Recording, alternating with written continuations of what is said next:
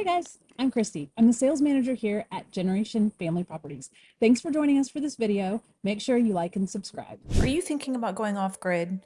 One of the most important things you'll need to know is how to set up solar power for your off-grid property. In this video, I'll cover the top things to know before installing solar panels on your land. First, let's talk about solar system sizing.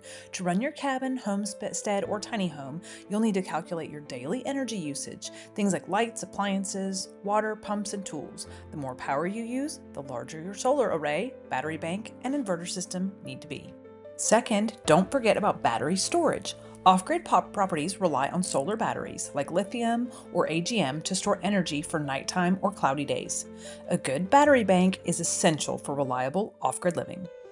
Third, consider your sun exposure. Southern-facing panels with no shade will maximize your solar efficiency. If your land has tall trees or hills, you may need to clear an area or mount panels on a pole system for best results. Fourth, always have a backup power source. Many off-grid property owners use a propane or gas generator for emergencies, cloudy weeks, or when you're using high-demand equipment.